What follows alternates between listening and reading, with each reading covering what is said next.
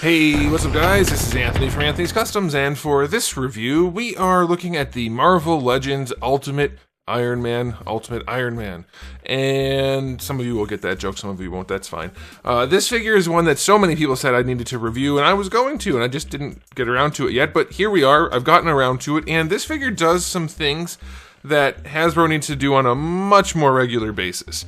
There's a lot of stuff going on here that's very, very nice. It does a few things that Hasbro should never do, though. Also, so we're going to talk about all of it, so let's go ahead and get him off the stand and take a closer look.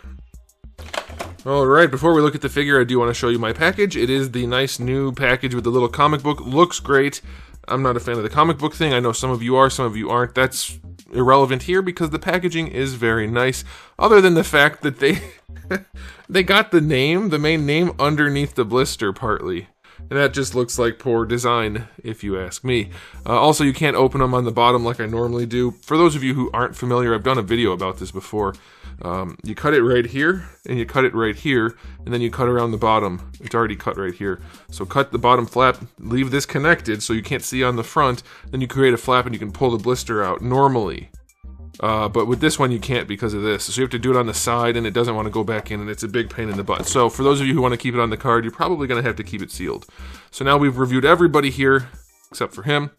That'll happen at some point. Okay, let's move on to the figure. This guy is in stock at Big Bad Toy Store. If you want, I'll put a link in the description below. He stands just shy of 6 3/4 inches. That's going to make him roughly 17, I don't know, 0.1 or 0.2 centimeters. Can't eyeball millimeters that easily. Okay, so here he is up against Darwin. He is bigger, but not that much bigger. And I'm not super familiar with this version of Iron Man. The suit does look chunky, but since he's in it, I'm guessing he shouldn't be exceptionally large. And so the scaling seems pretty good. Maybe he should be a touch bigger, but this is definitely within the margin of error, if you ask me. Let's do a question of the day. Which untraditional, that's not the right word, which non-traditional, unconventional suit for Iron Man do you like the most? None of the reds and yellows, none of the basic looking suits, things like this, for instance. I don't have one, unless we're talking about like things made up for toys, because then I might have to go with the samurai or the space suit from the old toys. But this is a good one for the comics. I like it. It's pretty cool. And I know a lot of people are happy to see a new version of this guy. And I gotta tell you, this is what it should look like. I mean, Hasbro tends to not do good jobs, but this figure not only has all new sculpt work, obviously, it's fairly well done. Like, the sculpt work is clean, it's fairly accurate to the source material. We all know they never get it perfectly accurate. They tend to do Google results, but this is pretty decent, and it looks nice. It has a nice mix of molded plastics, and it has enough paint on it where it needs to have it to really make it look decent. If, like, half even of Marvel Legends had as much effort as this had, the line wouldn't be considered a big fat losing line of loserness. This is not bad at all for the price point. In fact, I could call this a maximum release, and I think it would be more justified than the Spider-Man one. The Spider-Man one's going to get reused for sure, at least a little bit. This isn't. This is an all new sculpt, doesn't have the wrist swivel, but otherwise it's got a bunch of good articulation. It's all there. It doesn't have a bunch of extra accessories, but it's like, how are they coming up with things like the Maximum line where they're reusing a bunch of parts and making mediocre figures at a really high price point, and then they release this at a regular price point? It makes no sense. And for all the people justifying the other ones, how do you explain this? How do you explain a figure with all new parts, a variety of molded plastics, and a considerable amount of paint? How do you explain this at a regular price point if you were justifying Iron Man, Spider-Man, or Hulk? Let me know. But this looks great, if you ask me. As far as Marvel Legends go, this is the figure of the year so far, I think. At least in terms of the aesthetic. I don't know, we'll get into how well it can actually pose and stuff, but this is definitely going to be on the top 10 list for sure. There's no way they're getting anywhere near this, especially if you're going to figure in pricing. So yeah, this looks great. The gunmetal is fantastic. It looks awesome. The glossy metallic red looks awesome. The gold is painted. That's awesome. It's really well done. The black parts are not, I mean, they don't look plasticky. It's a nice matte finish. Some detail work in here. It's not perfect, but it is pretty dang good. For a Marvel Legends figure, this is extraordinary, I would say. I will go 9.5 out of 10 for the aesthetic. This is really good. Now, as for accessories, they do let us down. I made fun of the Spider-Man figure for having too many worthless ones. This guy doesn't have enough. We have the 2 fist hands. Those are nice to have, I guess. We have a couple of gripping hands, which apparently Hasbro's just putting standard C-grip hands with everything now because of the comics. That's fine, but we're missing other accessories that would be more important, so we do have those. We do get the repulsor blast hands, so that's nice. They have peg holes in them. We don't have any repulsor blasts, or any blasts of any sort, so that is a huge misstep, but we do get this relatively worthless comic, and mine's actually sticky. The printing on it is sticky a little bit. Yeah, again, cool enough. I see the appeal to the idea, but their execution is so cheap and lazy, and I don't care for it personally, and I think you could really achieve the same results for almost no money just getting a screenshot of the comic cover and printing it at Walgreens for like a nickel and cutting it out, and then it actually looks like paper. But it's why don't we have blast effects? I'm just going to go 5 out of 10 for accessories. That's a huge problem. Why do we have C-grip hands but nothing to have him shooting? That's nuts. Also, the C-grip hands have the wrong hinge on them for anything useful, so that sucks. Accessories, big disappointment.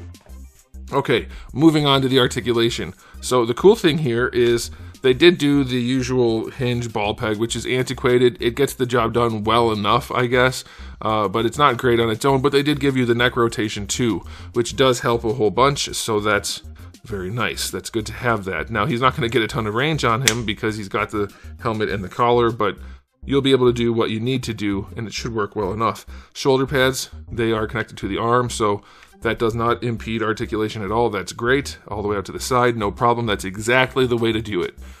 No contest, no argument. That is fine. Bicep swivel is fine. Double jointed elbow. Little chonk on the arm, but still a decent range. Not bad. Not bad at all. Better than 90. Wrists have a swivel and a hinge, like I already mentioned. He does have a diaphragm joint and a ball peg, which is like the thing that I keep saying they need to do, and they did it, but I'm willing to bet. I haven't messed with this. I gave it to my daughter. She played with it for a minute, but I haven't played with it yet. So let's see. Did they totally screw up the double ball peg torso? Is it even a double ball peg? It's a double. It feels like a double, or it's a wobbly single. It feels like it has no range. Let's see. I can't get it to lean. It just moves a little bit and falls back into place. So it'll rotate. Okay, the rotation's fine. Can it lean forward and back? Just the tiniest little bit. What did they do? How did they manage to give it almost zero range? That's terrible. That torso joint, that top one is terrible. The waist, let's see. So the waist should rotate, but it's not. It should lean, but it's not. Is it fused? Yeah, the waist one also. It looks like there's a big ball peg in there, but it's totally fused. Yeah, I can't do anything with it. So maybe that one works. This one definitely doesn't. Unless, because it is moving some, so I don't think it's fused. Yeah, it's not. It should be fine. It's just a crap torso. They had everything here to do it right, and they still did it wrong. Ball pegs, I mean, tolerances are a little tricky, but Hasbro should be able to figure those out by now. All right. Bring the leg forward, up to horizontal. That should be fine. It does go back a little bit, out to the side. Oh, gosh. Hasbro, you could have done so much better. It already tucked under. You already tucked the thigh plate under. Why didn't you make it work? Oh, man. Is that... Oh, well... So on a normal figure, from like a company that cared, there would be an opening there. You would be able to see right through into the torso, because you don't need that to be a plate. But instead, they added an extra layer of plastic, so that's what the leg is bouncing off of. So if they didn't do that, it would have been fine, or they could have just adjusted the pivot, and it would have been fine. They didn't. Thigh swivel is good and hidden. Double jointed knee, very nicely done. That's good. Ankles, full-on ball hinge, so you can bring the foot back, you can bring the foot forward, you can rotate it around for an ankle rocker. Like, yeah, that's chunky and there's stuff in the way, but it does work. So parts of him work very nicely. Parts of him are average and parts of him suck. So that's unfortunate, especially since they already have all of the joints that you need there. They just screwed him up. I'm going to give his articulation a 7. It is acceptable. If you can free up his abdomen, that'll be good. You could probably do some modification and it'll be really good. But they definitely screwed stuff up. But man, that sculpt is so much better. Like, the shoulders are where they belong relative to the head. It's got some girth front to back. generally really good looking, and this gunmetal plastic is just... Is it painted? I can't even tell. I think it's still swirly, but it almost looks painted. I can't tell for sure. I really doubt it's all painted. If it is, that explains why it looks so good. But regardless, whether it's painted or whether it's a better version of their swirly plastic, it is gorgeous. It is gorgeous. It does look like it has some blemishes in places, so maybe it is paint. But this figure is awesome looking for a Hasbro product. Not just a Marvel Legends, but any of the Hasbro products. This is a really good one. In terms of looks, in terms of accessories, it's pretty disappointing, and in terms of articulation, also disappointing. It's not terrible, but disappointing. So I'm still going to give it an overall rating of 9 for a Marvel Legends figure. It's a standout for sure. If you have any other Iron Man figures, you could throw some accessories on there. It's also disappointing that you can't peg his blasts, if you got blasts from another figure, into his guns. But whatever, I guess.